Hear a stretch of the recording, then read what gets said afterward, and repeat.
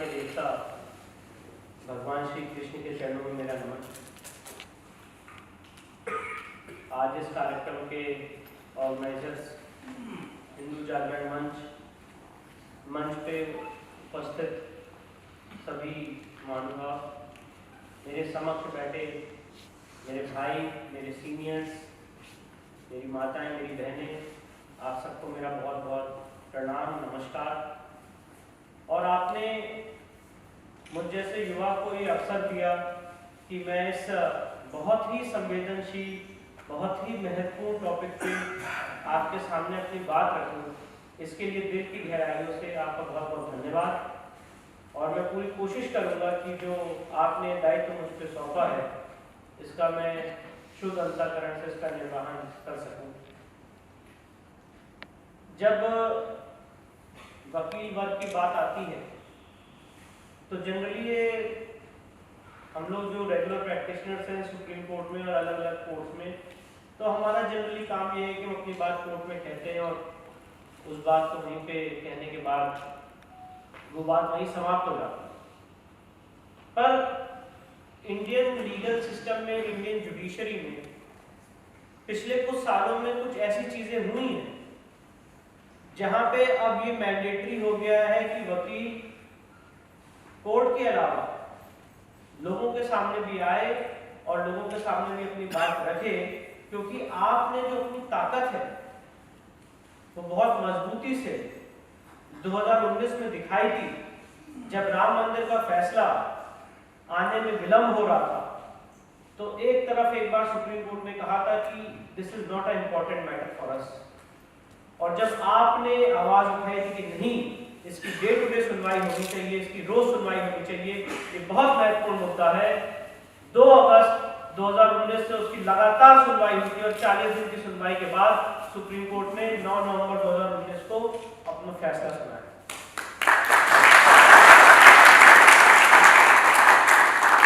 इसीलिए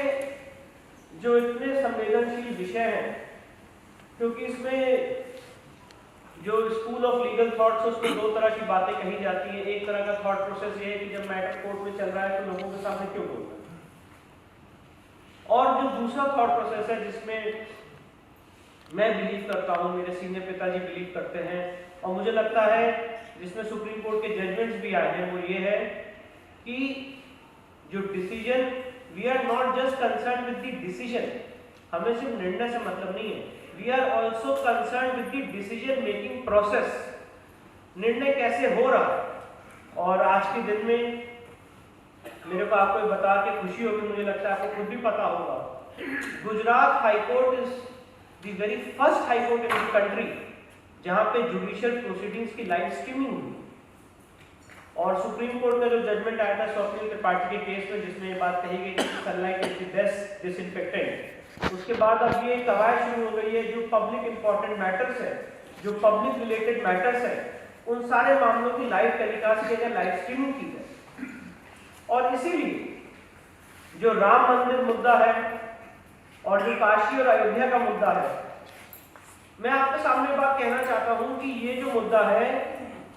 ये हमारी आस्था का केंद्र है, ये हमारी आत्मा, ये हमारे मन मस्तिष्क, हमारी भावना, हमारे सेंटिमेंट्स, हमारी अस्मिता से जुड़ा हुआ मुद्दा है। और इसीलिए मैं ये बात मानता हूं कि आज आप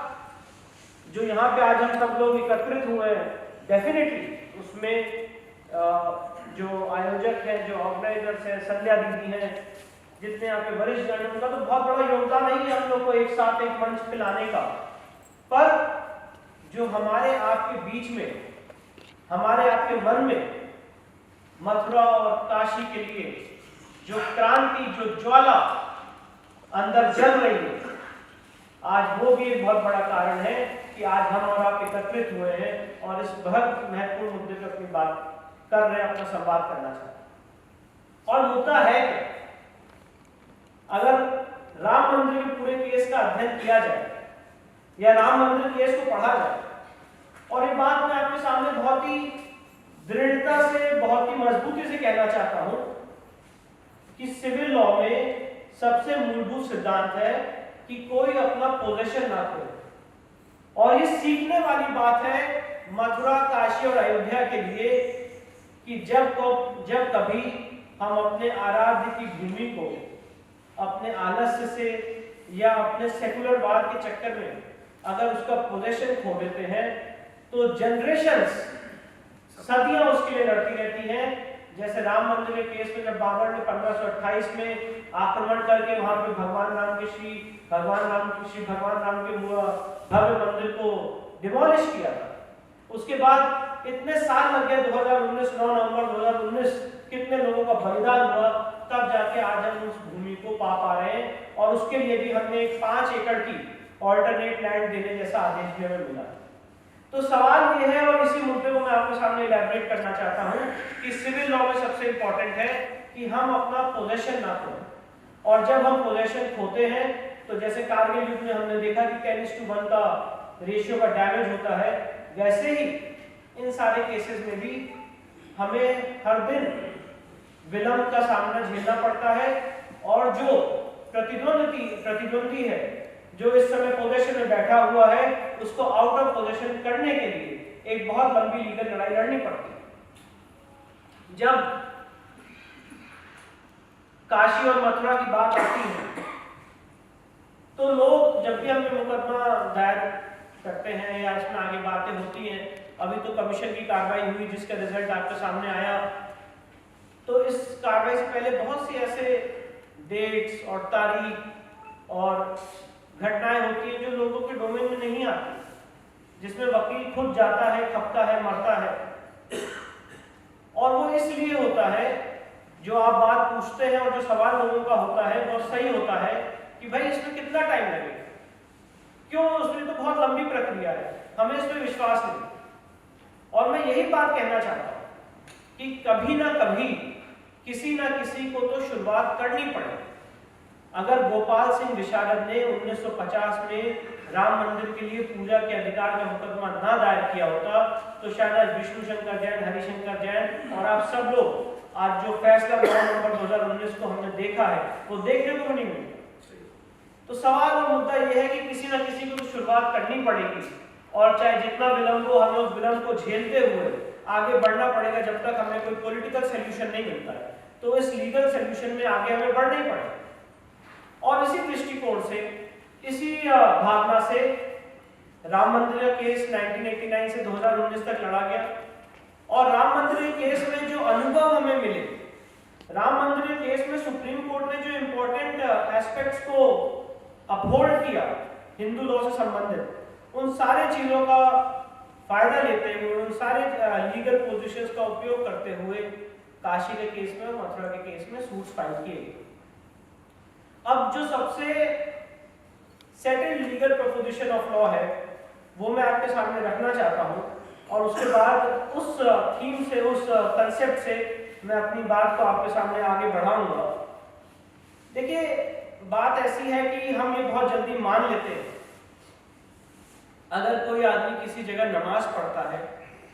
या कहीं पे अगर कोई मस्जिद होती है तो हम इसको मान लेते हैं कि सब कुछ सही से बना, और उनका जो एक इस्लामिक थीम है कि एक बार कोई संपत्ति वक्फ की हो जाती है तो वो समय के अंत तक वक्फ की रहती है, अल्लाह की रहती है, ये थीम मानने में किसी को कोई दिक्कत नहीं होती। राम मंदिर के टाइम पे जब हमने इस पूरी चीज का अध्ययन किया तो एक बहुत इंपॉर्टेंट सवाल हम सबके सामने इस समुद्र मंथन में उभर के आया, और वो सवाल ये था, क्योंकि हिंदू लॉ भी बहुत ही सेकंड है इस पॉइंट पे, कि अगर एक बार कोई संपत्ति देवता में निहित कर जाती है, देवता में वेस्ट कर जाती है, तो वो समय के अंत तक देवता की रहती है। पर सवाल यह है कि आज के जुडिशियल सिस्टम में और आज के सिस्टम में ये समझाने में बड़ी दिक्कत होती है कि अगर एक बार कोई संपत्ति देवता में निहित हो गई है तो वो समय के अंत तक देवता की रहती है, राजा भी उसको नहीं ले सकता है। ये जो प्रोपोजिशन ऑफ लॉ है ये समझाने में दिक्कत होती है, पर जहां पे कोई अदर साइड का आदमी कहता है कि एक बार कोई संपत्ति वक्फ की है तो हमेशा वक्फ की रहती है, इसको समझाने में बहुत आसानी होती है। तो उसके लिए जो बहुत महत्वपूर्ण बात है वो ये है कि हिंदू लॉ का जो थीम है, जो हिंदू हिंदू लॉ का कंसेप्ट है। और जो ये सारी बातें मैं आपके सामने रख रहा हूँ, इसके सामने मैं आपको रेफरेंस देना चाहता हूँ, बीके मुखर्जी की किताब है इसमें, और उस किताब का नाम है theory of reconstruction of purification of idols in case of defilement और डिस्ट्रक्शन। उसका पेज 298 से 306 तक ये सेटल्ड लीगल प्रपोजिशन है। इसके बाद पीवी कार्ने, जो बहुत कम लोग जानते होंगे शायद, पीवी कार्ने साहब जिन्होंने हिस्ट्री ऑफ धर्मशास्त्र लिखा, वो भारत रत्न भी थे। उन्होंने पेज 707 और 896 में आइडल्स जब इंस्टॉल किए जाते हैं और मूर्तियों को जब तोड़ा जाता है, उस समय प्रॉपर्टी की ओनरशिप की पोजीशन क्या रहती है, और साथ ही साथ जो गोपाल चंद्र सरकार शास्त्री हैं, उनके पेज नंबर 490 to 493 इस किताब में, जिसका किताब का नाम है treatise on Hindu law chapter 14, इसमें स्पष्ट रूप से बातें, ये जो प्रिंसिपल्स मैंने आपके सामने आज रखे हैं कि अगर एक बार कोई संपत्ति देवता में निहित हो जाती है तो वो समय के अंत तक देवता की रहती है। इन 3 किताबों में बहुत स्पष्ट रूप से ये बात लिखी है। और सुप्रीम कोर्ट ने जब राम मंदिर के बीच में डिबेट हो रही तो इस बात को पैरा 116, 117 में अपने जजमेंट में इस बात को उतारा, और ये बात लिखी बहुत ही खूबसूरती से कि अगर कोई आदमी एक संकल्प लेता है मंदिर बनाने का, किसी जगह पे अगर कोई आदमी संकल्प लेता है मंदिर बनाने का, तो हो सकता है कि उस जगह को तोड़ दिया जाए, उसको कोई आक्रांता नष्ट कर दे, आके अर्थक्वेक में वो चली जाए, पर वो संकल्प अमर रहता है, वो संकल्प अमिट रहता है। और इसी दृष्टिकोण से चाहे वो राम मंदिर का केस हो, चाहे वो काशी का केस हो, चाहे वो मथुरा का केस हो, उसके रेस्टोरेशन की मांग की जा सकती है। और जो अपनी बात को आगे बढ़ाने से पहले मैं एक बात और कहना चाहता हूं, जब हम हिंदू वकील इन सारे केसेस को करते हैं तो हम एक बहुत बुरे ट्रैप में फंसते हैं, और वो ट्रैप है इस्लामिक लॉ को कोट करना। हम हमेशा कोट करना चाहते हैं कि इस्लाम के हिसाब से जगह मस्जिद नहीं हो सकती। राम मंदिर के केस में भी ऐसा आर्गुमेंट किया गया एक पर्टिकुलर सेक्शन ऑफ सोसाइटी के द्वारा कि नहीं, इस्लाम के हिसाब से मस्जिद नहीं हो सकती। जबकि सही बात यह है कि कभी भी अपनी बात को इन तरह के मामलों में कोर्ट में रखने के लिए हमें कभी भी इस्लामिक लॉ पे रिलाई नहीं करना चाहिए। हमें सिर्फ और सिर्फ हिंदू लॉ पे रिलाई करना चाहिए। और इन सारे, और ये देखिए, इस बात को मैं आपके सामने रखना चाहता हूं कि अगर एक जगह एक आदमी डिस्प्यूट कर रहा है कि ये जगह मंदिर है, दूसरा पक्ष उसको डिस्प्यूट कर रहा है कि नहीं ये मंदिर नहीं, ये मस्जिद है, तो मैं ये आर्गुमेंट रखूंगा कि यहाँ पे मैं प्रायर इन टाइम हूं, मैं आपसे पहले, मेरा यहाँ पे आधिपत्य है। और जब मेरे पास इतने सॉलिड आर्गुमेंट्स हैं, तब मैं इस ट्रैप में क्यों फंसूं ये कहने के लिए कि ये जगह इस्लामिक लॉ के हिसाब से मस्जिद नहीं हो सकती। इस्लामिक लॉ के हिसाब से मस्जिद हो भी सकती है, तब भी वो मस्जिद नहीं है, क्योंकि जब ये कंट्रडिक्शन उठेगा हिंदू लॉ और इस्लामिक लॉ के बीच में, तो हमेशा हिंदू लॉ प्रिवेल करेगा। और जो हिंदू लॉ है, जो मैंने आपके सामने यहाँ पे 3 किताबों का वर्णन किया, जिक्र किया, वो यही है कि अगर एक बार कोई संपत्ति देवता में निहित हो जाती है तो समय के अंत तक देवता की रहती है। और इसीलिए प्रायर इन टाइम कौन है, ये प्रिंसिपल, ये मूलभूत सिद्धांत दिमाग में रखना बहुत जरूरी है। और इसी सिद्धांत, इसी प्रिंसिपल के हिसाब से राम मंदिर के केस में एएसआई खुदाई का सर्वे कराया, एएसआई खुदाई का ऑर्डर किया गया। आज के लोग जब एएसआई खुदाई की बात होती है तो बहुत मजाक उड़ाते हैं कि अब आप जजेस का चेंबर भी खोद देंगे, अब आप हर जगह खुदाई कराएंगे। इस तरह की बातें आपको वेरियस मीडिया डिबेट्स में सुनने को मिलेंगी। पर खुदाई से डर इसलिए लगता है क्योंकि खुदाई से कौन प्रायर इन टाइम है ये साबित, और जब ये बात साबित होती है, और जब ये बात साबित होती है कि prior in time Hindu philosophy थी, prior in time Hindu architecture था,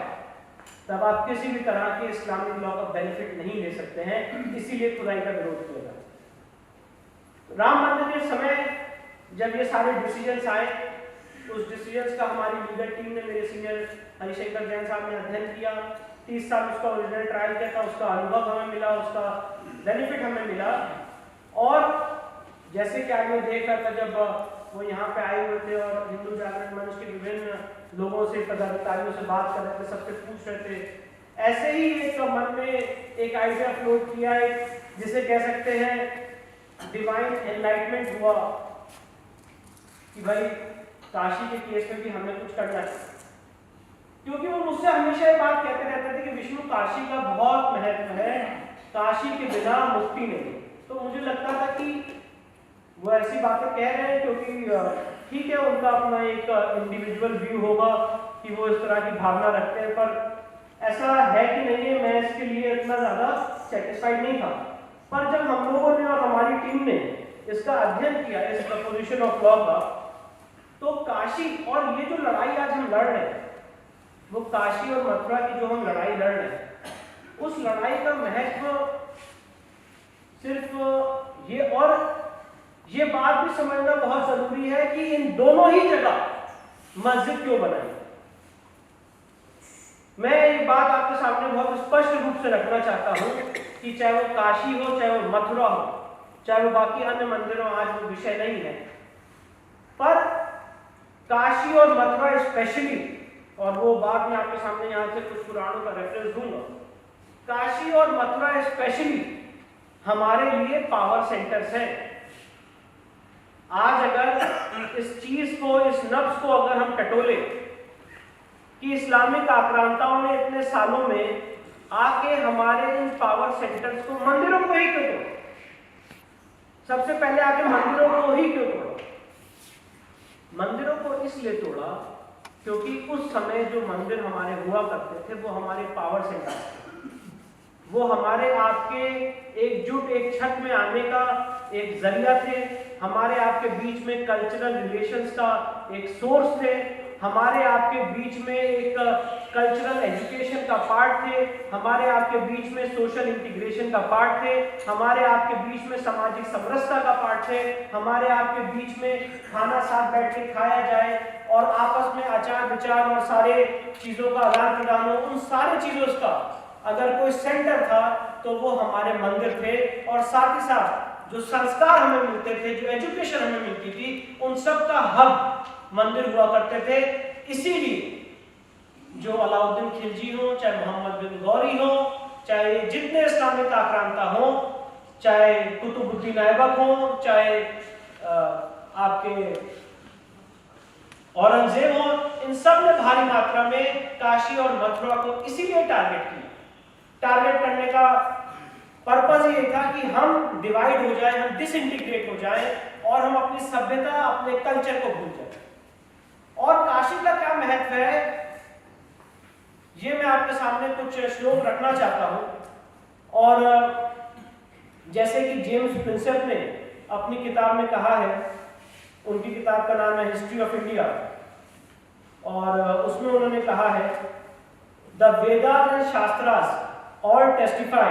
that Visheshwas is the first of the devas, Kashi the first of the cities, Ganga the first of the river, charity the first of the virtue। ये बहुत दुखद है कि हमें काशी का महत्व एक फॉरेन ऑथर से जानना पड़ता है, पर ये एक इंपॉर्टेंट एस्पेक्ट भी है।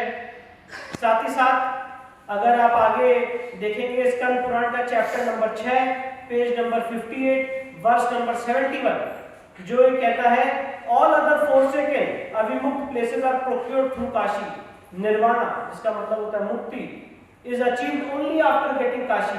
The benefit of nirvana is not achieved by any other means, even by residing in any other religious place। इसके बाद स्कंद पुराण का chapter number 7 page number 250 verse number 131,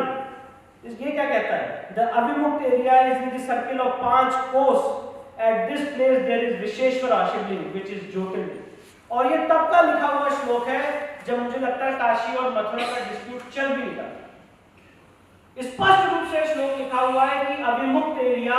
5 कोस के एरिया में फैला हुआ है और यहाँ पे विशेश्वर का शिवलिंग है जो ज्योतिर्लिंग। आज हम जो काशी में जिस शिवलिंग की पूजा करते हैं जाके, वो ओरिजिनल ज्योतिर्लिंग का स्थान नहीं, वो सांकेतिक ज्योतिर्लिंग। जो ओरिजिनल ज्योतिर्लिंग का मूल स्थान है वो आज उस तथाकथित ज्ञान व्यापी मस्जिद में है। और जो जेम्स प्रिंसेप की किताब है उसमें उन्होंने बनारस इलस्ट्रेटेड उस किताब के पेज नंबर 56 पे उन्होंने स्पष्ट रूप से उस नक्शे को लगाया है जिसमें अष्टमंडप का ये मंदिर था। और उस अष्टमंडप के मंदिर में जो आज आप तथाकथित मस्जिद की वेस्टर्न वॉल देखते हैं, जो नागर शैली से बनाई हुई वेस्टर्न वॉल है, उस वेस्टर्न वॉल को अगर कोई स्पष्ट रूप से देखेगा तो कोई भी आदमी ये बात नंगी निगाहों से कह सकता है कि ये एक मस्जिद की कलाकृति नहीं हो सकती। और वो उस ओरिजिनल ढांचे का, उस मूल ढांचे का आखिरी के जो 3 गुंबद है, जो आखिरी के जो अष्ट मंडप का मैंने मंदिर बताया, उन 3 मंडपों में से एक मंडप, उन 8 मंडपों में से वो 3 मंडप है जिसको आज का तथाकथित मस्जिद कहा जाता है। जब हमने ये कमीशन की कार्रवाई की तो कमीशन की कार्रवाई में जो चीजें मिली वो अपने आप में चौंकाने वाली थी और जिसने हमारे क्लेम को और पुख्ता किया। पर उन सारी बातों पे आगे बढ़ने से पहले काशी का क्या महत्व है, इस लड़ाई का क्या महत्व है, उसके लिए हमारा शास्त्रिक लॉ क्या कहता है, पुराने हमारे कोर्ट्स क्या कहते हैं, वो मैं आपके सामने रख रहा था, जिसकी श्रृंखला में मैंने आपके सामने कोर्ट रखा। इसके बाद स्कंद पुराण का chapter number 99 page number 923 verse number 9 जो ये कहता है, O goddess, there is not even a smallest area without influence of linga in 5 kos circle of Abhimukta area. जो ये 5 कोस का अभिमुक्त एरिया हम बार-बार बात कर रहे हैं, ये जहां पे आज ओरिजिनल ज्ञान व्यापी मस्जिद है, उस मस्जिद से 5 कोस का जो पूरा एरिया है उसको भगवान शिव ने अभिमुक्त एरिया घोषित किया। जिसका मतलब है, जिसका अर्थ ये कि अगर किसी को मुक्ति मिलेगी तो उसी एरिया में मिलेगी। और मैं ये मानना और ये बात मैं कहना चाहता हूं कि हर एक धर्म का और स्पेशली हिंदू धर्म का मूल सिद्धांत यही है कि हमें अपनी आत्मा को परमात्मा में विलीन करना है। हमारा मूल पर्पस ही यही है कि हम अपनी आराधना, हम अपने स्पिरिचुअल डेवलपमेंट, हम अपनी स्पिरिचुअल सक्सेस में आगे बढ़े और इसीलिए उस एरिया को ज्ञान की भूमि कहा गया है जहां से मुक्ति का मार्ग तय है। आज अगर इस्लामिक समाज के लोग, क्रिश्चियन समाज के लोग एक पर्टिकुलर जगह पर, चाहे वो जेरूसलम हो चाहे मक्का मदीना हो, वहां पे वो अपना बिलीफ, फेथ, आस्था रखते हैं तो हम उसमें इंटरफेयर नहीं करते। पर जो जगह इस देश की सिविलाइजेशन के लिए,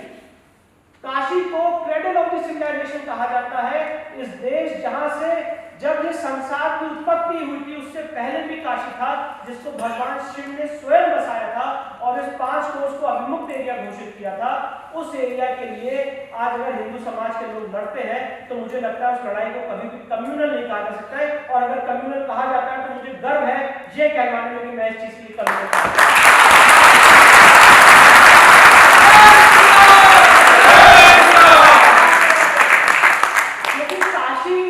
हम लोगों की आत्मा है, काशी हम लोग की बिलीफ, फेथ, आस्था, हमारे विश्वास का, हमारे महादेव का सेंटर है। और जो बात आज मैं आपके सामने बता रहा हूं, भगवान शिव के, भगवान भोलेनाथ के हम लोग 12 ज्योतिर्लिंगों से परिचित हैं। उन 12 ज्योतिर्लिंगों में से 5 ज्योतिर्लिंग स्वयंभू ज्योतिर्लिंग,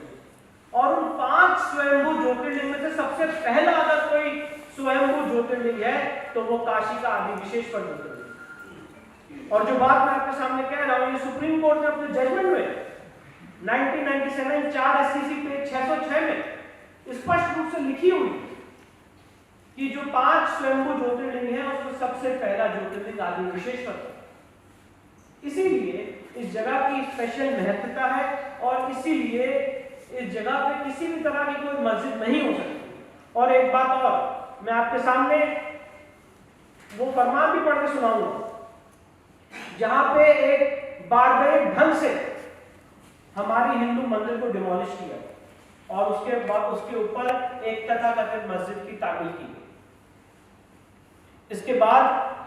काशी रहस्य का chapter number 2 page number 23 verse number 107 जो ये कहता है कि lord Vishnu told the saints that in the beginning of establishing universe the lingam was established for the benefit of all in the 3 loks, that we remembered Shambhu and he came out in the form of lingam from our heart and went up to lingering up to 5 course। भगवान विष्णु ने लोगों को बताया कि यहाँ पे लिंगम की स्थापना हुई जो 5 कोस तक फैलता चला गया। उस लिंगम के दर्शन करना हम सब के लिए कितना ज्यादा फ्रूटफुल है, कितना ज्यादा बेनिफिशियल। ये काशी की आपके सामने इन शॉर्ट मैंने महत्वता रखी। इसके बाद मेरे लिए बहुत जरूरी है, मुझे लगेगा मैं अपने दायित्व से हट रहा हूँ, हो सकता है कि ये थोड़ा आपको बोरिंग लगे, पर इस फरमान को सुनना हम लोगों के लिए बहुत जरूरी है, क्योंकि वहीं से हमारा क्लेम इस्टेब्लिश होता है कि यहाँ पे एक हिंदू मंदिर तोड़ा। और ये बात मैं आपके सामने बहुत स्पष्टता से रखना चाहता हूं कि काशी के केस में ये तो डिस्प्यूट ही नहीं है कि यहाँ पे मंदिर तोड़ा गया। काशी के केस में ये एडमिटेड पोजीशन है कि यहाँ पे एक हिंदू मंदिर तोड़ा गया। ये सुप्रीम कोर्ट ने अपने जजमेंट में, जो मैंने अभी आपके सामने हवाला दिया 1997 4 SCC पेज 606, इसके पैरा 1 में लिखा है कि इसको कुतुबुद्दीन ऐबक ने तोड़ा, उसके बाद इसको राजा टोडरमल ने 1528 में इसका जीर्णोद्धार किया, उसके बाद इसको औरंगजेब ने तोड़ा, और उसके बाद रानी अहिल्याबाई होलकर ने इसका जीर्णोद्धार और इसका पुनर्निर्माण किया। और वो फरमान जो औरंगजेब का मैं फरमान आपके सामने बार बार जिक्र कर रहा हूं, ये original Farman history of India इस किताब का नाम है, और इसके ऑथर्स हैं HM इलियट और जॉन डॉसन। उनकी इस किताब में फरमान कोटेड है। 18 अप्रैल 1669 का ये फरमान है। और ये फरमान क्या कहता है ये मैं आपके सामने पढ़ के सुनाना चाहता हूं, कोट एंड कोट में। Quote, it reach the year of his majesty the protector of the faith, that in the province of Tata, Multan and Banaras, but especially in the latter, foolish Brahmins were in the habit of expounding frivolous books in their schools, and that students and learners, Muslims as well as Hindus, went there even from long distances, led by a desire to become acquainted with the wicked sciences they taught. The director of the faith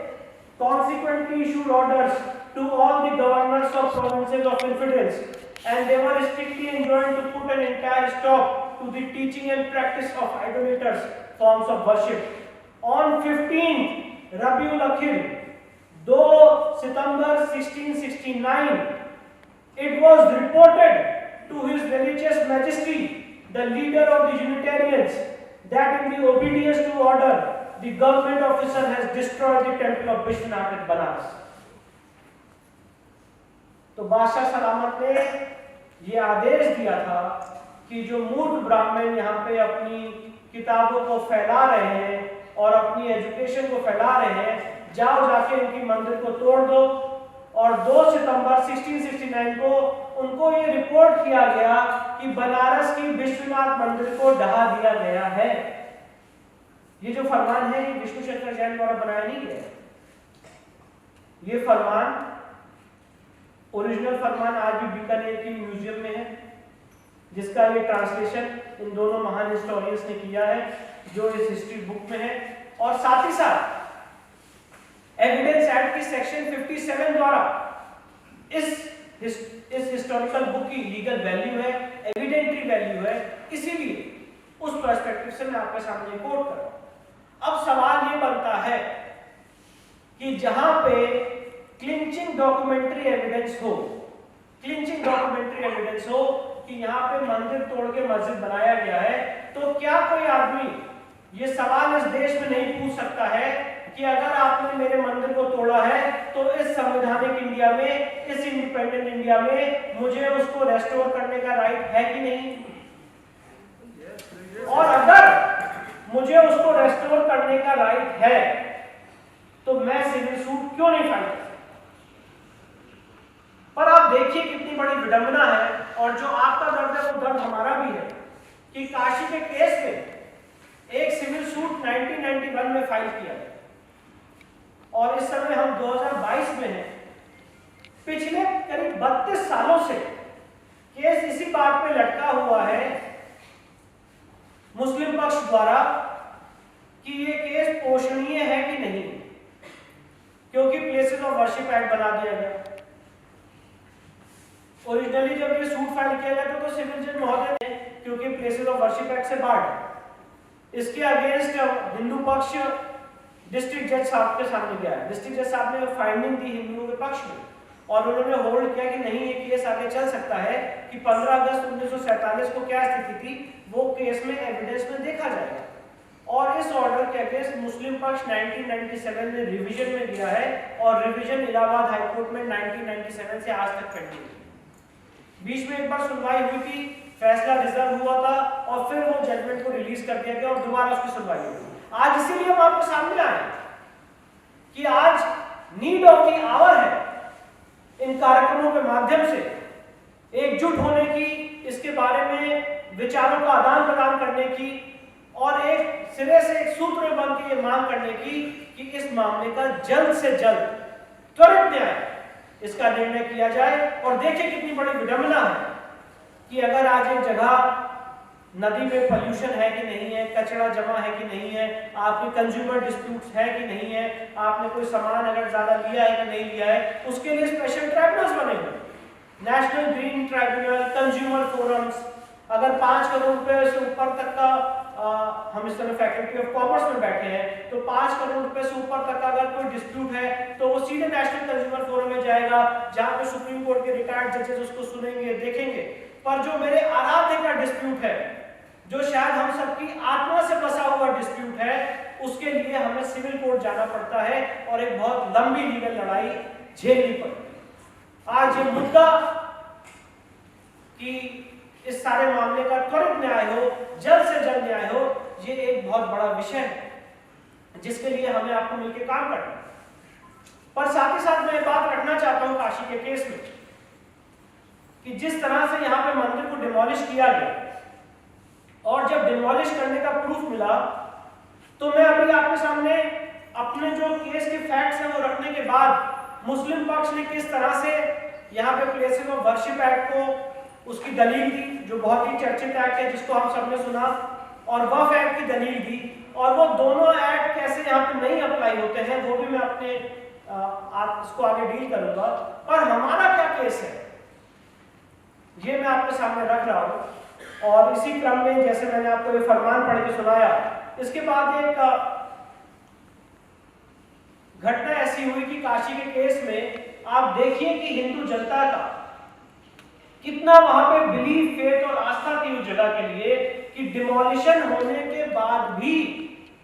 हिंदुओं ने वहां पे अपना अधिकार, अपना हक नहीं छोड़ा। उसके बाद भी एक किताब है history of Banaras by doctor AS. Altekar, उन्होंने लिखा कि डिमोलिशन होने के बाद भी हिंदू मस्जिद की प्लिंथ पे, चौखट पे पूजा करते रहे, ये मान के कि मेरा आराध्य वहां बैठा। उसके बाद और सिविल सूट नंबर 62 ऑफ 1936 जो दीन मोहम्मद का हम फैसला कहते हैं, जिसमें मुस्लिम पक्ष बहुत ज्यादा कूट के अपनी बात रखता है, वो सिविल सूट का फैसला हम पे बाइंडिंग नहीं है क्योंकि उसमें कोई भी हिंदू पक्षकार पार्टी नहीं था। जैसे कि राम मंदिर के केस में आज जो भी जजमेंट आया, भले ही आप इसमें पार्टी ना हो, पर वो हम सब पे बाइंडिंग है क्योंकि वो एक रिप्रेजेंटेटिव सूट था।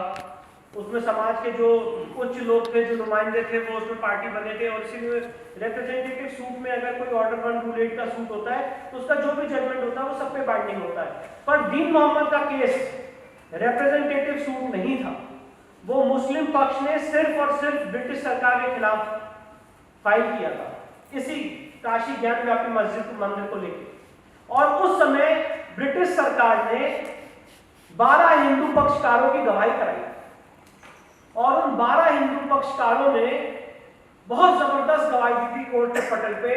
और उन्होंने बताया कि हम श्रृंगार गौरी की कहाँ पूजा करते हैं, हमारे महादेव कहाँ विराजमान है, कहाँ हमारे अप्रत्यक्ष देवता है, कहाँ पे हनुमान जी विराजमान है, कहाँ पे गणेश जी विराजमान है, वेस्टर्न वॉल क्या कहती है, ज्ञान व्याप्ति का क्या हमारे लिए महत्व है। ये सारी गवाहियां उन 12 गवाहों ने कही। और काशी के केस में जब अभी बहस हो रही थी तो अब महादेव तो हर आदमी के सर पे विराजमान हो जाते हैं, तो मुस्लिम पक्ष के लोगों ने, मुस्लिम पक्ष के जो वकील है, जब वो बहस कर रहे थे तो उन्होंने कहा साहब देखिए दीन मोहम्मद का केस मैं पढ़ के सुनाना चाहता हूँ। तो उन्होंने कहा, जैसा हमने कहा पढ़ के सुनाइए। तो जब वो दीन मोहम्मद का जजमेंट पढ़ रहे थे तो वो पढ़ते पढ़ते पैरा 40 में पहुंच गए दीन मोहम्मद के जजमेंट। अब दीन मोहम्मद के जजमेंट में पैरा 40 में लिखा हुआ है कि ये जगह हिंदू मंदिर को तोड़ के बनाएंगे।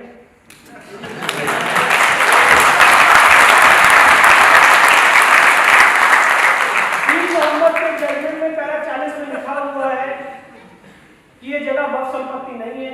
अगर कोई मंदिर को तोड़ के कोई जगह बनाई जाती है तो वो कभी वक्फ नहीं हो सकती है। अब महादेव उनके सर पे चढ़ के बैठ गए तो उसमें हम क्या करें? तो उन्होंने पैरा 40 को पढ़ के सुनाया तो जज साहब भी उनकी तरफ देख के हंसे। तो बात ऐसी है, पर्पस ये है, ये सारी बातें बताने का आपको पर्पस ये है कि मेरिट्स पे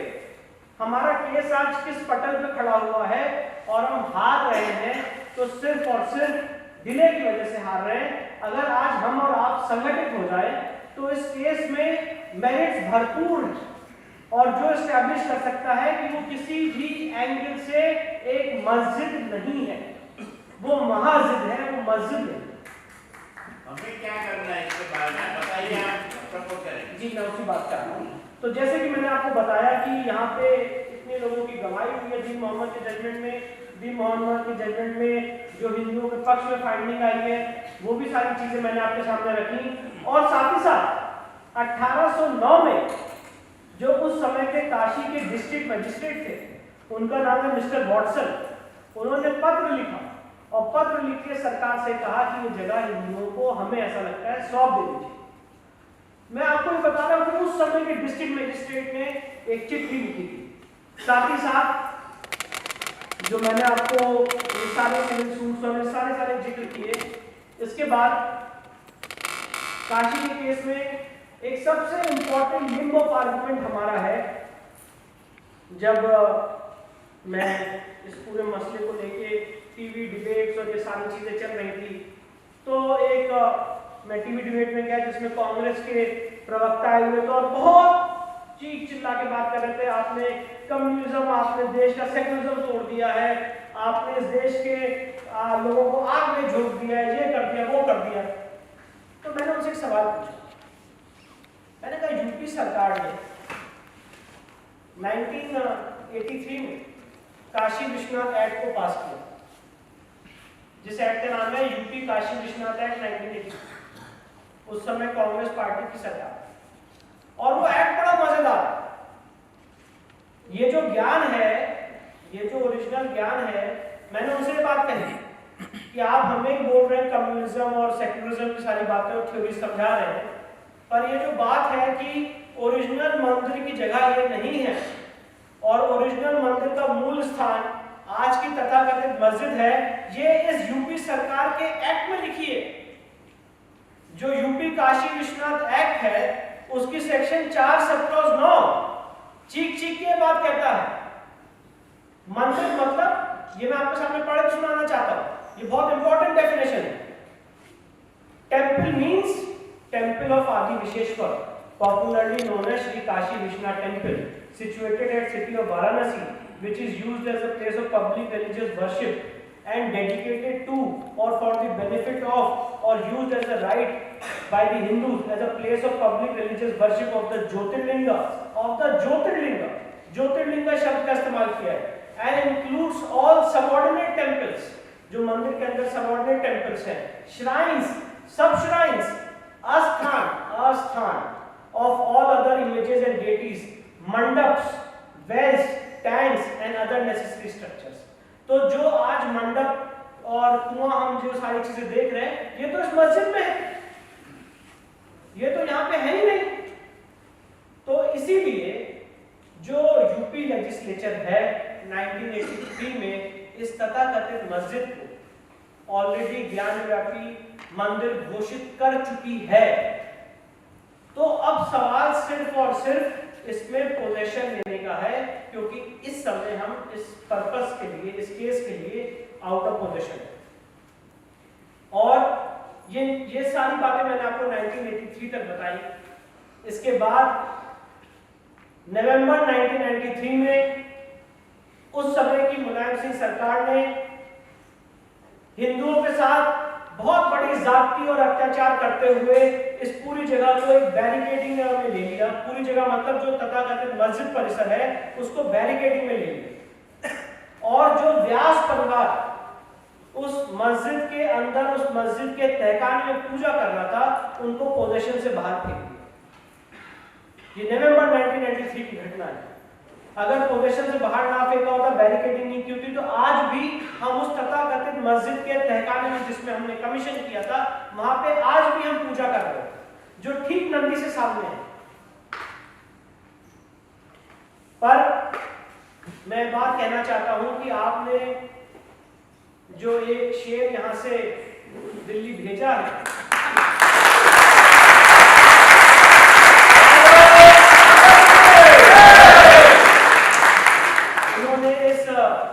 ज्ञान व्यापी तथाकथित ज्ञान व्यापी मस्जिद को ही मंदिर परिसर के अंदर ले लिया।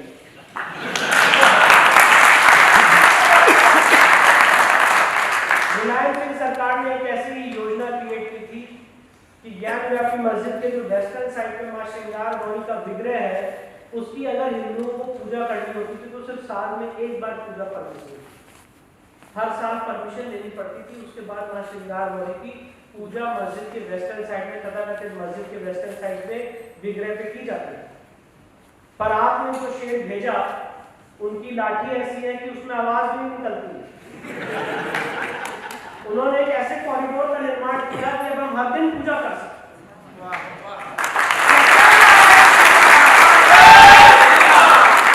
आप अगर गेट नंबर 4 से एंटर करेंगे तो आप मां श्रृंगार गौरी के विग्रह की पूजा कर सकते हैं। और वो पूरा परिसर आज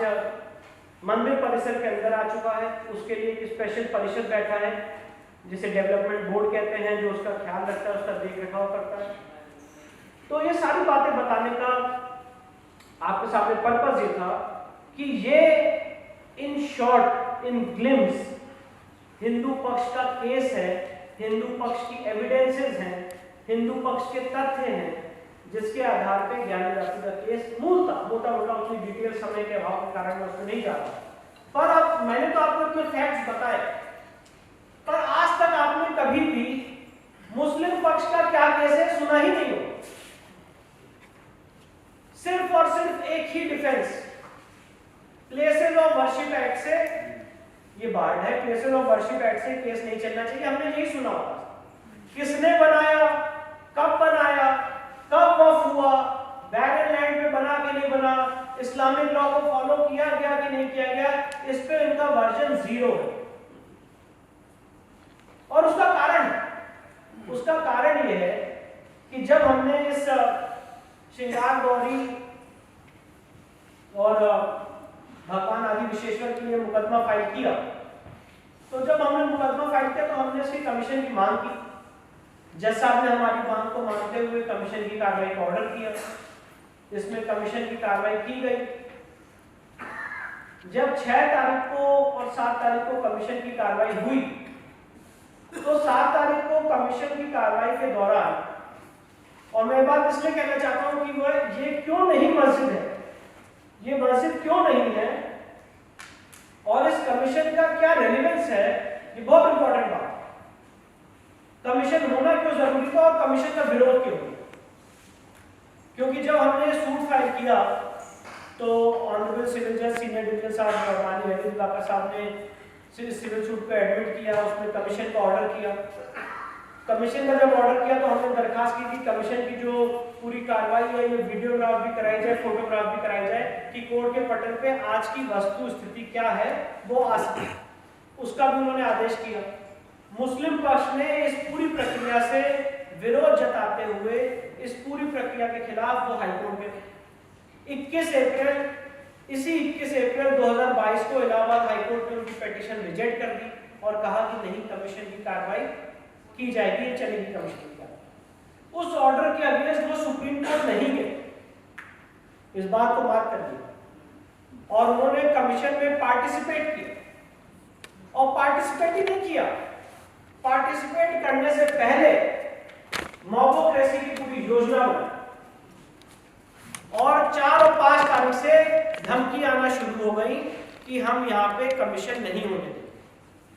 हमारी लाश के ऊपर से कमीशन होगा। और जो अंजुमन इंतजामिया के अलग अलग पदाधिकारी थे उन्होंने कोर्ट की ऑर्डर्स के खिलाफ उनके वायलेशन में खुली तौर से चुनौती दी और वो चुनौती उन्होंने करी भी। जब 4 तारीख को हमने बाकी बिहारी के दर्शन किए, मैंने और मेरे पिताजी ने बिहारी जी के दर्शन किए, उसके बाद ये अनुभूति हुई कि हाँ हमें कमीशन की कार्रवाई में जाना चाहिए। और 5 तारीख को हम काशी पहुंचे, वहां पे कमीशन की कार्रवाई में हमने अपने सारे लोगों से मिले, पूरी स्ट्रेटेजी बनाई कि हमें कमीशन कैसे करना है। 6 तारीख को ये बात तय हुई कि 6 मई को, मुझे आपसे बताने में कोई संकोच नहीं है, कि बनारस के चौक थाने पे हमको मिलना है और वहां से हमें कमीशन की कार्रवाई में आगे बढ़ना है। गेट नंबर 4 से काशी विश्वनाथ में अंदर घुसना है और कमीशन की कार्रवाई आगे शुरू करना है। भारी मात्रा में मुस्लिम समाज के लोग उस दिन सड़क पे थे और उनका ये पूरा इंटेंशन था कि इलीगल ढंग से, मोबोक्रेसी से जो एडवोकेट कमीशन की कार्रवाई है इसको रोका जाए। नारे तकबीर, अल्लाह अकबर के नारे लगाए गए। और ये सिर्फ और सिर्फ हम जानते हैं और हमारा महादेव जानता है कि वो कमीशन की कार्रवाई में हम और हमारे जो बाकी टीम के सदस्य हैं गेट नंबर 4 से अंदर एंटर कैसे हुए थे। नहीं तो कोई ऐसी कसर नहीं छोड़ी गई थी कि हम वहां पे कमीशन की कार्रवाई में अंदर पार्टिसिपेट कर सकते। ये सिर्फ एक दृढ़ निश्चय था कि नहीं। और मैं यहाँ पे कोई आत्म प्रवंचन करने नहीं आया हूँ, ये मैं सिर्फ इसलिए बताने आया हूँ कि जो कमिटमेंट, जो कन्विक्शन एक आर्य सनातन वैदिक हिंदू धर्म के लोगों का होता है, जो हमारे अंदर है, जो आपके अंदर है, क्योंकि मुझे पूरा यकीन है अगर आप भी मेरी जगह होते तो आप भी यही करते। वो ये बात दिखाना जानता है, समझाना जानता है कि चाहे तुम भीड़ में हजारों की संख्या में हो, अगर हमारे अंदर आत्मबल है तो तुम्हारे बीच से निकल के जाएंगे।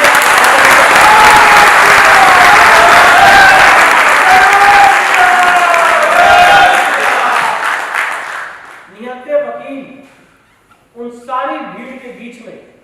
कमीशन की कार्रवाई में अंदर गए। 6 तारीख को कमीशन किया आउटर एरिया का। 7 तारीख को कमीशन में वो एडवोकेट महोदय के ऊपर, एडवोकेट कमिश्नर महोदय के ऊपर आरोप लगाते हैं कि आप बायस्ड हैं, अजय कुमार मिश्रा थे। तो अजय कुमार मिश्रा साहब ने कहा कि साहब मैं तो एडवोकेट कमिश्नर हूं, मैं तो जज हूं, तो आप मेरे पे बायसनेस का आरोप कैसे लगा? क्योंकि मैं तो सिर्फ और सिर्फ जो कार्रवाई हो रही है उसको रिकॉर्ड कर रहा हूं और आपकी बात भी रिकॉर्ड कर रहा हूं और कैमरास भी हैं, जो वीडियोग्राफी भी हो रही, फोटोग्राफी भी हो रही, तो बायसनेस की बात कहां से आती है? ये सारा आरोप इसलिए लगाया गया कि 7 तारीख को जो कमीशन है वो उस तथाकथित मस्जिद के अंदर एंटर हो, तो वो मस्जिद के अंदर एंटर ना हो पाए, इसलिए ये आरोप लगाया और कहा गया कि नहीं हम आपके खिलाफ कोर्ट में एप्लीकेशन देंगे और हम आपको एडवोकेट कमीशन से हटाने की मांग। 7 तारीख का कमीशन इसी जद्दोजहद में, इसी ऑब्जेक्शन के बीच में टल गई और बहुत बड़ी कॉन्स्पिरेसी रची गई। और 8 तारीख को जो हमारे 5 महिला याचिकाकर्ता हैं उनमें से एक महिला याचिकाकर्ता ने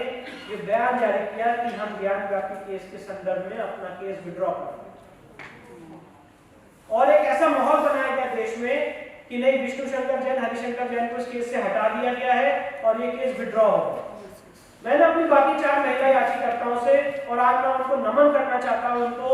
उनको हाथ जोड़ना चाहता हूं आप सबके माध्यम से, लक्ष्मी देवी, सीता साहू, मंजू व्यास, रेखा पाठक, उन्होंने कहा कि भैया हम जहर खा लेंगे पर ये केस विड्रॉ हो।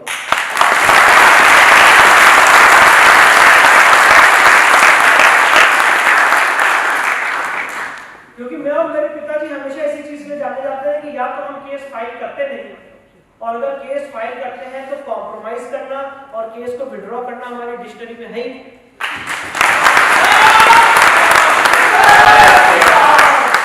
क्योंकि कॉम्प्रोमाइज कैसे करेंगे? आज मैं इस चीज के लिए सक्षम नहीं हूं कि मैं काशी विश्वनाथ के केस को लेके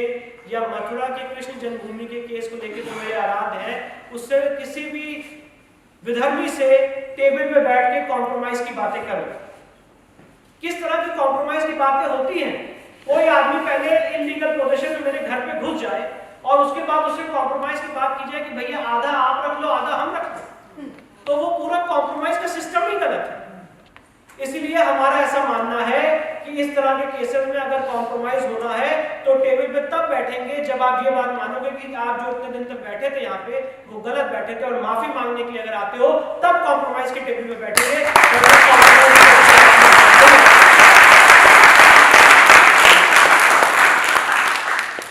और इसीलिए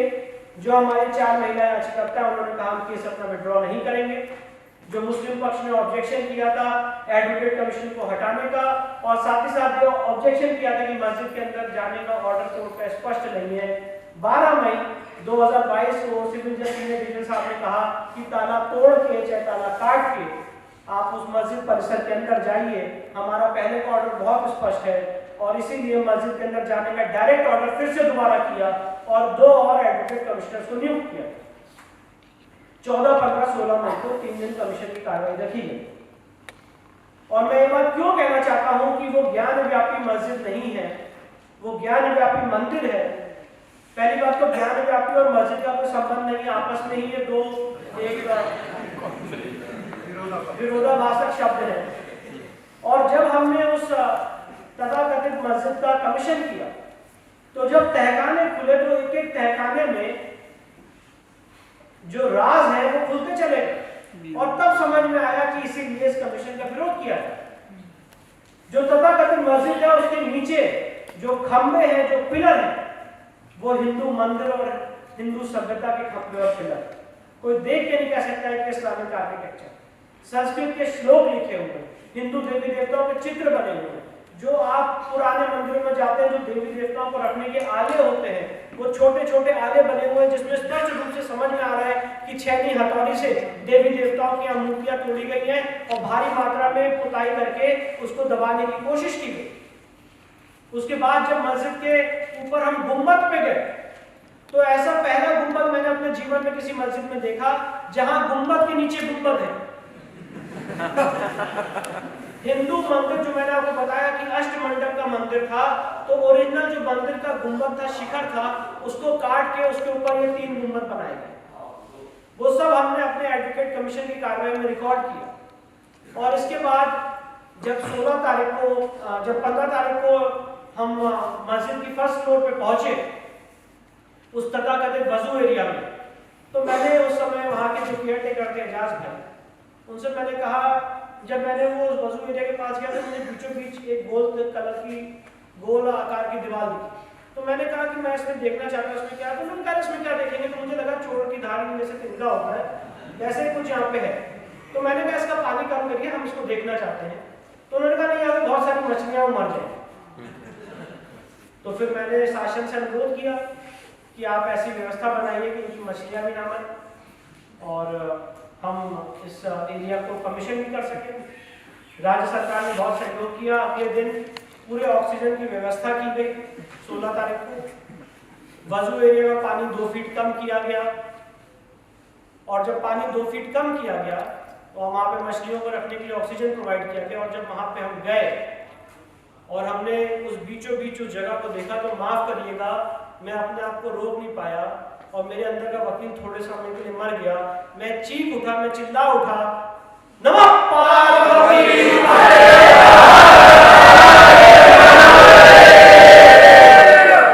और मेरे साथ कमीशन के जितने लोग थे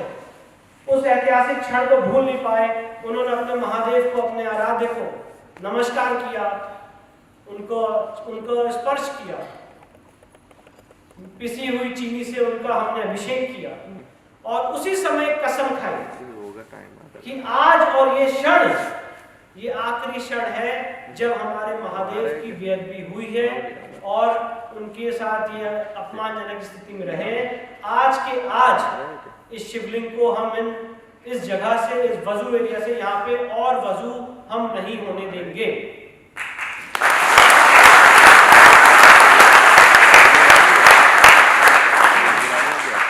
उस कन्विक्शन के साथ हम कोर्ट पहुंचे, मैं और मेरे सीनियर, हमने एप्लीकेशन दी कोर्ट में ऑर्डर 39 रूल 1 में। और ये सारी चीजें जो मैं आपको बता रहा हूँ, ये सारी चीजें लीगल है, भावनात्मक पहलू उसके अंदर का, पर जब बात है तो वो सारी बातें लीगल है। ऑर्डर 39 रूल 1 में व्यवस्था है कि अगर आपको एक इंपॉर्टेंट पीस ऑफ एविडेंस मिलती है और अगर वो एविडेंस डिस्ट्रॉय हो जाएगी तो केस के डिसाइड होने में प्रॉब्लम हो सकती है। तो ऑर्डर 39 रूल 1 सीपीसी में व्यवस्था है कि court urgent ex parte interim orders दे सकते हैं। और जब मुस्लिम पक्ष के लोग उस तथाकथित मस्जिद परिसर में बैठे हुए थे, वेटिंग हॉल में चाय पी रहे थे, काशी विश्वनाथ का प्रसाद खा रहे थे, उस समय हम कोर्ट गए, हमने ये एप्लीकेशन फाइल की और 11:30 बजे जब वो नमाज पढ़ने के लिए आने वाले थे, डिस्ट्रिक्ट मजिस्ट्रेट साहब ऑलरेडी उस जगह को अपने कब्जे में ले चुके।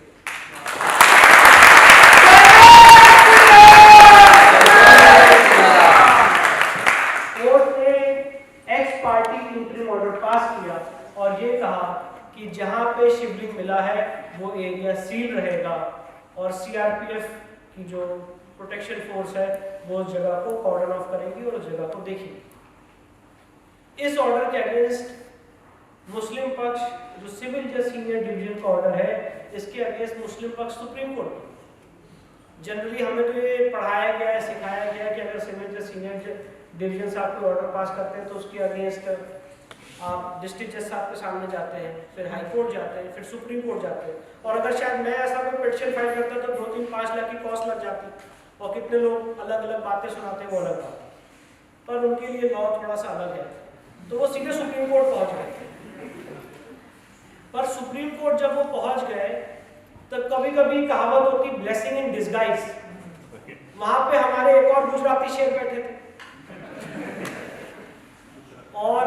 सुप्रीम कोर्ट में जब बहस हुई तो आपके एक गुजराती शेर ने सुप्रीम कोर्ट में कहा कि अगर इस शिवलिंग को टच भी कर लिया तो लॉ एंड ऑर्डर प्रॉब्लम हो जाएगा।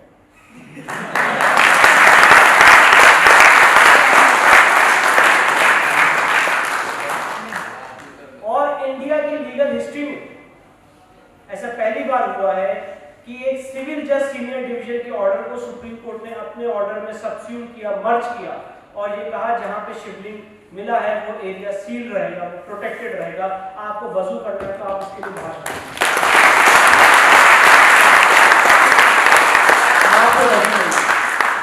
ये सारी बातें बताने का पर्पज इसलिए था कि अगर आपके अंदर सच्ची श्रद्धा है, निष्ठा है, कन्विक्शन है, आपकी रिसर्च स्ट्रॉन्ग है, तो सारे लोग, सनातनी समाज उसी तरह से, उसी भावना से एकजुट एकत्रित होता चला जाता है। और यहाँ पे अब मैं आगे प्लेसेस ऑफ वर्शिप एक्ट और वक्फ एक्ट यहाँ पे कैसे अट्रैक्ट नहीं होता है वो बात मैं आपके सामने रखना चाहता हूँ। सबसे पहली बात यह है कि places of worship act section 4 sub clause 1 ये कहता है कि 15 अगस्त 1947 को जो जिस जगह का रिलीजियस कैरेक्टर था, इस वर्ड को मार्क रखिएगा सर, रिलीजियस कैरेक्टर, जो जिस जगह का धार्मिक स्वरूप था वो वैसे ही रहेगा। तो इस जगह का धार्मिक स्वरूप तो एक हिंदू मंदिर का था, उसको कन्वर्ट आपने किया है। और जब इस केस में एविडेंस लीड की जाएगी तो हम साबित करेंगे कोर्ट के पटल पे कि इस जगह का धार्मिक स्वरूप एक हिंदू मंदिर का था। और जब हम एविडेंस लीड करना चाहते हैं, कमीशन की कार्रवाई करना चाहते हैं, तो आप एक एब्रप्ट आर्गुमेंट करते हैं कि नहीं आप कमीशन नहीं कर सकते क्योंकि प्लेसेस ऑफ वर्शिप एक्ट से बाहर है। अरे हम प्लेसेस ऑफ वर्शिप एक्ट के सेक्शन 4(1) का ही तो इंप्लीमेंटेशन चाहते हैं कि धार्मिक स्वरूप तय हो। अगर धार्मिक स्वरूप उसका तय हो गया, ये एस्टैब्लिश हो जाएगा कि नहीं वो एक इस्लामिक आर्किटेक्चर था, मुस्लिम आर्किटेक्चर था, तो वो उसका बेनिफिट आपको मिलेगा। और अगर हम ये साबित करते हैं कि 15 अगस्त 1947 को उसका धार्मिक स्वरूप एक हिंदू मंदिर का था, तो उसका बेनिफिट हमको मिलेगा। तो जो प्लेसेस ऑफ वर्शिप एक्ट का उनका आर्गुमेंट है वो मिसप्लेस्ड है और वो सिर्फ और सिर्फ लोगों को गुमराह करने का आर्गुमेंट है। और पिछले 30 सालों से जैसा मैंने आपको बताया, places of worship act attract होता है कि नहीं होता है, इसी कवायद में हमको उन्होंने झुला रखा है, झुलसा रखा है। और मैं यही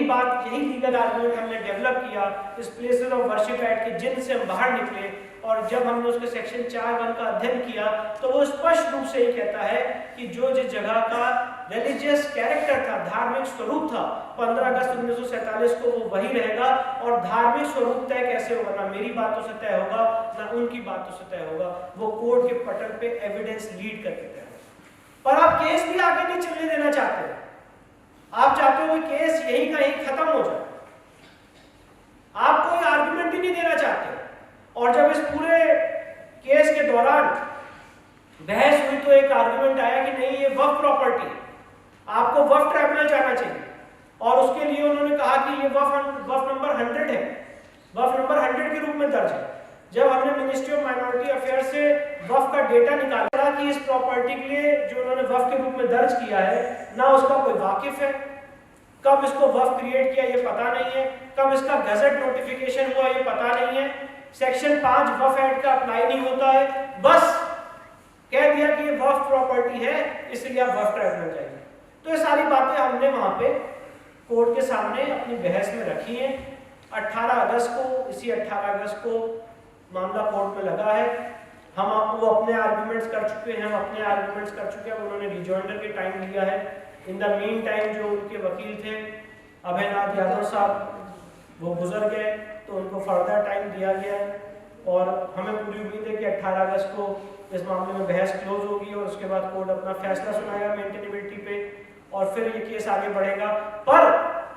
मैं ये बात बताना चाहता हूँ आपके सामने कि जैसे आज हम सबको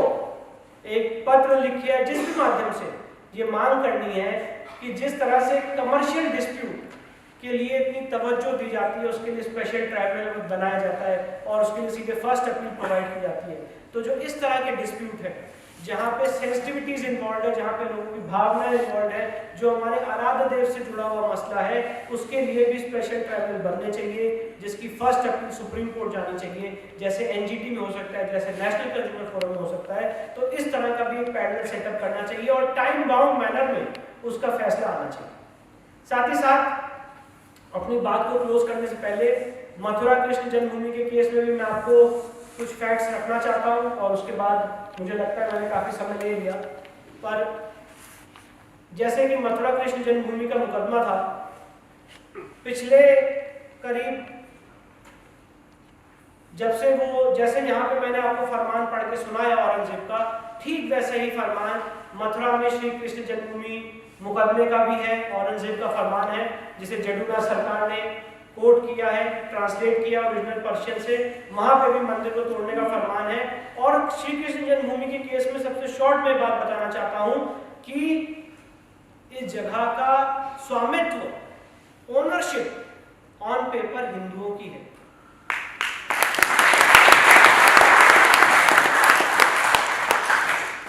जब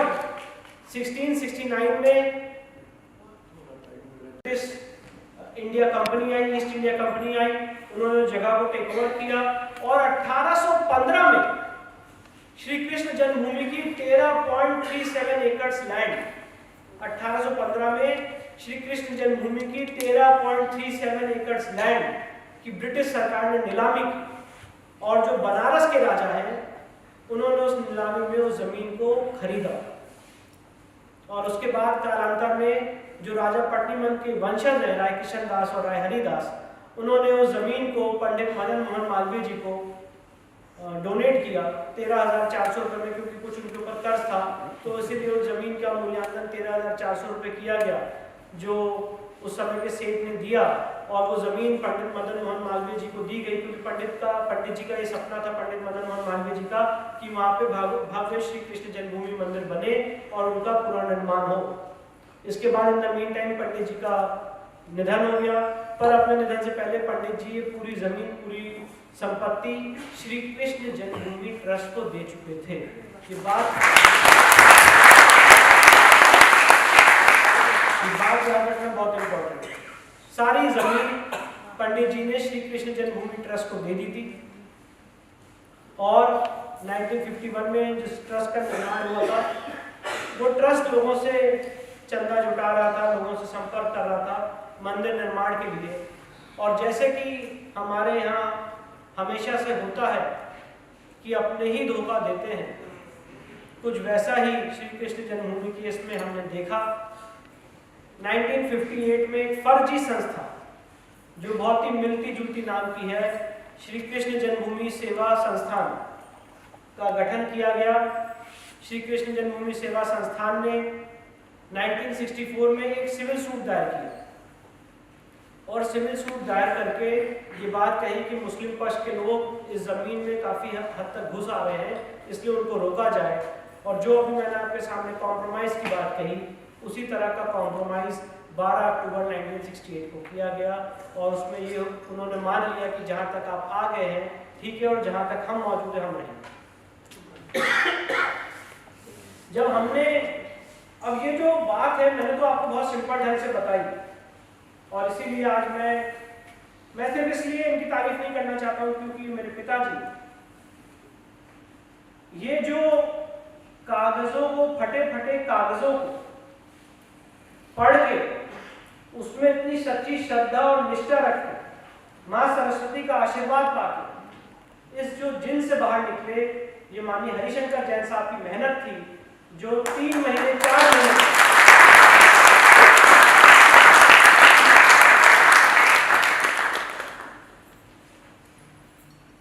उन कागजों का अध्ययन करके, क्योंकि सेवा संघ, सेवा संस्थान, श्री कृष्ण जन्मभूमि ट्रस्ट समझ में नहीं आ रहा था कि हुआ क्या है, यहाँ पे फ्रॉड क्या हुआ। तो फिर पिताजी ने हमने जब पढ़ा तो पता, जब पूरा अध्ययन किया करने, तब पता चला कि पूरी जमीन तो श्री कृष्ण जन्मभूमि ट्रस्ट की और कॉम्प्रोमाइज किया है सेवा संघ। और कॉम्प्रोमाइज में कौन कौन लोग इन्वॉल्व है तो पता चला, मैं कोई पॉलिटिकल स्टेटमेंट देना नहीं चाहता हूँ पर जो सच है वो सच है। जो कांग्रेस पार्टी के दिग्गज नेता थे उस समय के द्वारका प्रसाद मिश्रा, जो मध्य प्रदेश के सीएम थे अनंत शेखर मयंकर, ये सारे लोग उस कॉम्प्रोमाइज में पार्टी थे। उन्होंने फर्जी संस्था बना के सिविल सूट फाइल किया और कॉम्प्रोमाइज कर दी। तो हम लोगों ने सवाल पूछा कि भैया प्रॉपर्टी तो ट्रस्ट की है, सेवा संस्थान कौन होता है सूट फाइल करने वाला और कॉम्प्रोमाइज करने वाला, और तो हम पे बाइंडिंग कैसे है? बंटी पब्लिक पिक्चर जैसे हमने देखी है कुछ वैसे ही यहाँ पे हुआ कि जिसकी प्रॉपर्टी नहीं, जैसे उन लोगों ने ताजमहल बेच दिया था, यहाँ पे इन लोगों ने लिटरली यहाँ पे इन्होंने कॉम्प्रोमाइज कर दिया। और जब ये सूट फाइल किया गया तो ये सूट फाइल किया तो पूरी रिसर्च के साथ, सारे मटेरियल्स के साथ, सारे डॉक्यूमेंट्स के साथ, जहाँ पे ऑन पेपर्स ओनरशिप हमारी है, जो मुस्लिम पक्ष के लोग इस समय हमारे आराध्य की भूमि में बैठे हैं, इलीगल पोजीशन में बैठे हुए हैं, इलीगल कब्जे में बैठे हुए हैं, बिना कोई पेपर के, बिना कोई डॉक्यूमेंट्स के बैठे हुए हैं, उसका जो नगर निगम का टैक्स है वो भी आज तक श्री कृष्ण जन्मभूमि संस्था ट्रस्ट दे रही है, इसके बाद भी वहां पे बैठे हुए हैं। जब ये आपने सूट फाइल किया तो पहले हमारा सूट डिसमिस किया गया और डिसमिस करने का कारण ये था, उसमें होल्ड किया गया कि भगवान श्री कृष्ण के असंख्य भक्त हैं, सब लोग कोर्ट चले आएंगे तो न्यायिक व्यवस्था चरमरा जाए।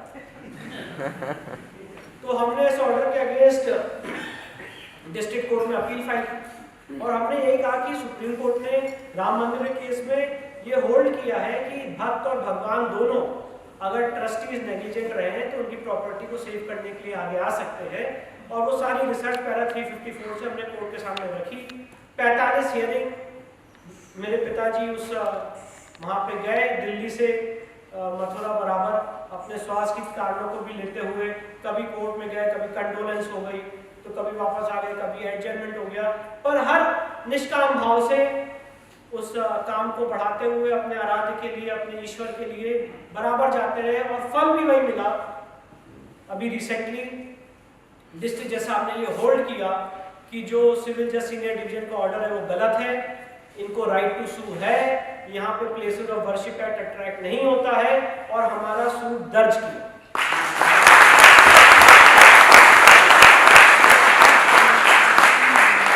अब इस ऑर्डर के अगेंस्ट मुस्लिम पक्ष हाईकोर्ट गया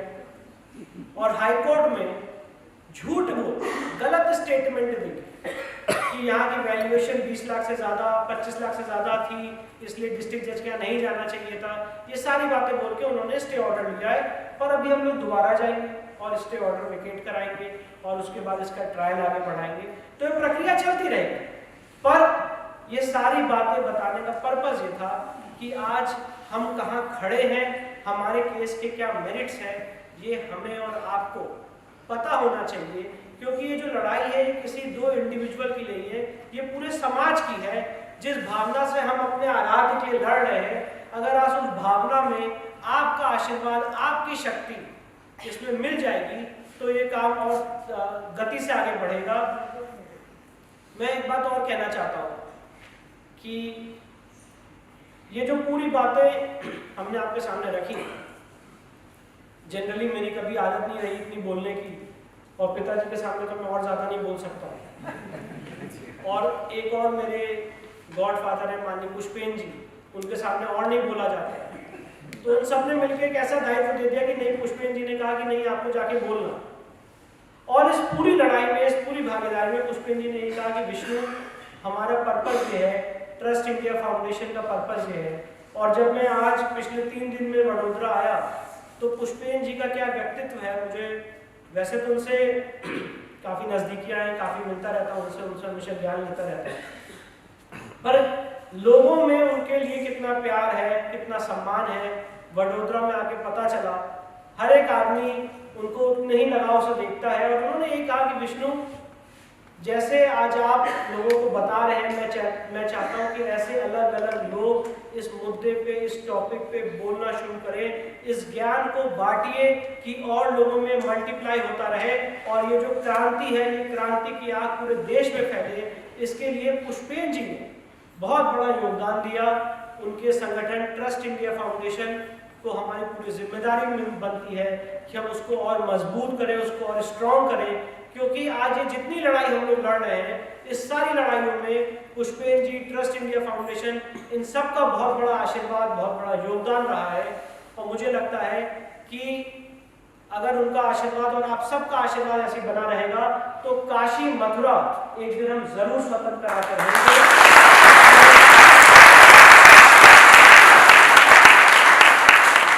फिर से हृदय की गहराइयों से आज के कार्यक्रम के ऑर्गेनाइजर्स, भारत रक्षा मंच,